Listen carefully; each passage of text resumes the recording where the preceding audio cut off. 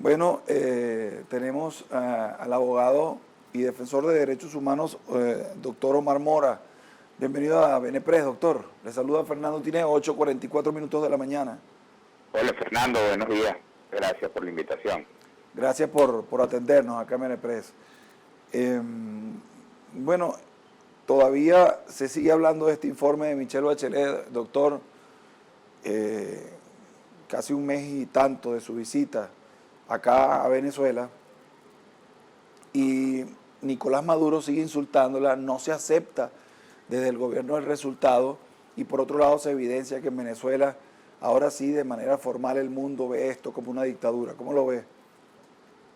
Bueno, es que no lo van a aceptar y por supuesto que esto tiene que desencajar al régimen porque bueno, esto pone definitivamente fin a la mentira, a ese manto de mentiras y de apariencias que durante muchísimo tiempo, con el que durante todo ese tiempo se trató de engañar a la comunidad internacional.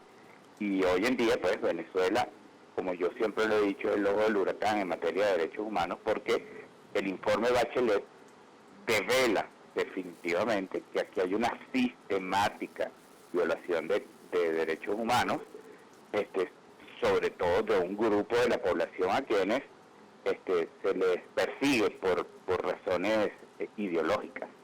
Y eso es terrible, y los resultados de ese informe van a traer consecuencias. Esto no queda allí, esto va a seguir trayendo mucho de qué hablar, porque el informe, pues, aparte de las recomendaciones y de las frases lapidarias que trae, evidentemente demuestra que se están cometiendo crímenes de lesa humanidad en Venezuela y que esto debe ser conocido ante la Fiscalía de la Corte Penal Internacional para, digamos, el enjuiciamiento de los responsables de estas situaciones ante la Corte Penal Internacional bajo la vigencia del Estatuto de Roma. Entonces, es evidente que esto va a seguir trayendo cola y de qué hablar, porque inclusive varios presidentes, nosotros desde las diversas plataformas defensoras de derechos humanos lo hemos solicitado, el que sea compulsado el contenido de este informe del Alto Comisionado de Derechos Humanos de las Naciones Unidas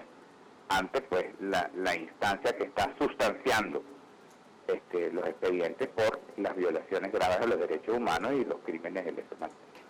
La abogado Tamara Sujú ha venido revelando en su cuenta en Twitter una serie de formas en cómo realizan o hacen las torturas en el DGCIN y en otros sitios acá, al menos en la ciudad de Caracas. Las cosas que ella ha venido revelando, doctor, han sido muy, digamos, muy dramáticas, ¿no? La forma en cómo se tortura a la ciudadanía con corriente, con golpes, con bates forrados en almohadas, o en una especie de colchón para no dejar morado, cómo se asfixia a la gente, cómo se mete a la gente en cuartos muy pequeños, oscuros, sin luz, sin ventilación, sin lugar donde hacer necesidades fisiológicas. ¿Qué sabe usted de estos métodos que se utilizan acá en Venezuela para torturar? Mira, durante muchísimos años hemos denunciado esta situación porque, pues, nos han tocado muchísimos casos, tanto en el ámbito civil como militar. Han habido casos célebres que, bueno, han trascendido la opinión pública, como aquellas torturas de Raulito Baduel y el gato tirado, que les pegaban con el fulano come nalga, aquel bate de cricket con el que le dejaban, pues, la cintura, las nalgas negras de los golpes. Mira, hemos tenido muchísima información y todas esas versiones, todos esos testimonios de todas esas torturas que han sufrido, pues, a lo largo de todos estos años, tanto civiles como militares, estudiantes, profesionales, amas de casa, profesores universitarios, militares institucionales, policías, es decir, un elenco de integrantes de la sociedad civil, pues, ha sido muy grande. Entonces, eso se recogió en informes que fueron presentados, en denuncias que fueron presentadas, y que finalmente provocaron la venida a Venezuela del equipo técnico de la doctora Bachelet y quienes constataron previo a la visita de ella toda esta situación. Y ya cuando ella vino, pues escuchó de primera voz a los familiares y a muchos escarcelados que, bueno, contaron su historia. Y francamente, pues es alarmante que estas cosas no cesen y por el contrario, se da en este momento donde ha cogido como un auge el asunto de la tortura, de la desaparición forzada y ahora algo muy terrible, pues el asesinato en manos de quienes deben tener el deber de custodiar a las personas que estén bajo su, digamos, bajo su cautiverio por la razón que sea, porque así está contemplado en la Constitución. Entonces ya vemos que se están transgrediendo límites muy peligrosos para cualquier sociedad y bueno, como tú bien lo apuntas, eso es lo que demuestra, es lo que realmente está ocurriendo en Venezuela y que estamos bajo un régimen autoritario, dictatorial, que bueno, lamentablemente no respeta los derechos humanos. Habían delitos, doctor, que parecía que desde hace mucho tiempo en Venezuela no se veía, ¿no? Y si se hacía era una cosa muy minúscula, como por ejemplo la trata de personas. Estamos viendo que con la crisis pues hay una oración por allí que dice que las crisis sacan lo mejor y lo peor de las personas.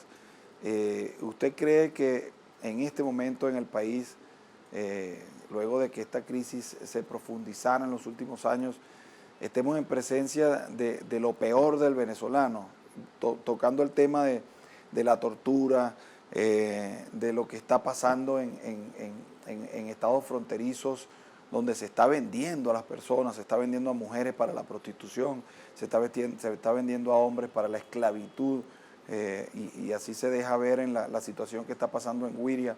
¿Cree usted que está saliendo lo peor del venezolano por un lado y que por el otro lado esa solidaridad también del venezolano está saliendo a flote en medio de esta crisis que vivimos? Definitivamente que las sociedades viven de ejemplos, de paradigmas. Cuando este desastre fue diseñado bajo la aplicación de un manual que trae todos los métodos de la franquicia cubana en Venezuela, que lo que ha traído es desgracia.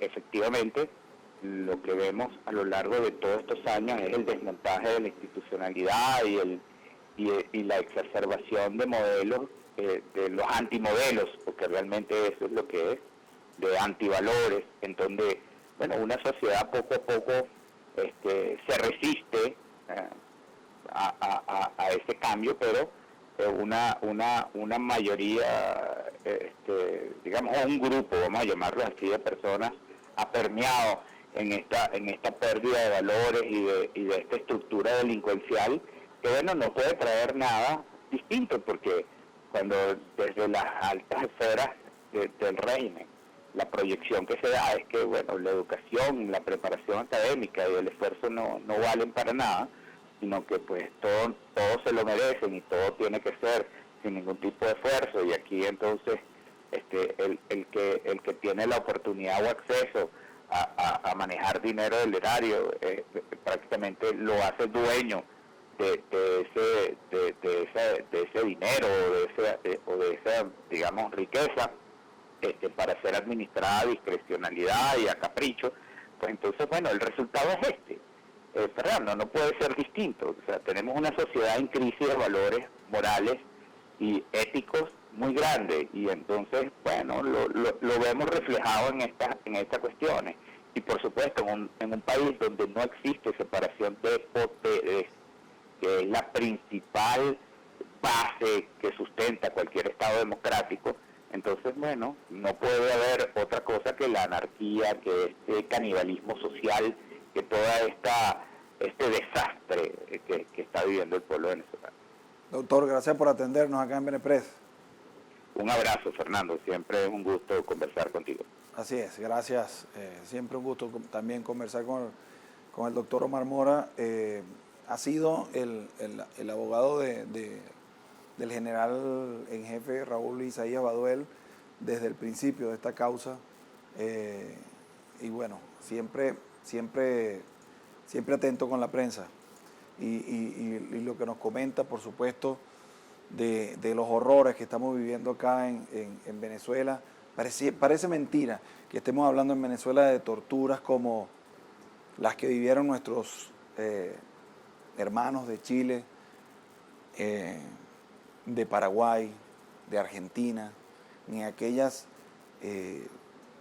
dictaduras del siglo XX, que fueron dictaduras muy oscuras, desaparecían gente, mataban gente, encerraban a la gente en un estadio y los mataban, los montaban en un helicóptero y los tiraban en el medio del océano, en el medio de las montañas. O sea, la verdad es que uno que creció, que nació en democracia y que estemos viviendo, nunca pensamos que estuviéramos viviendo o que íbamos a vivir esto que estamos viviendo en Venezuela hoy día. El poder definitivamente desquicia a la gente.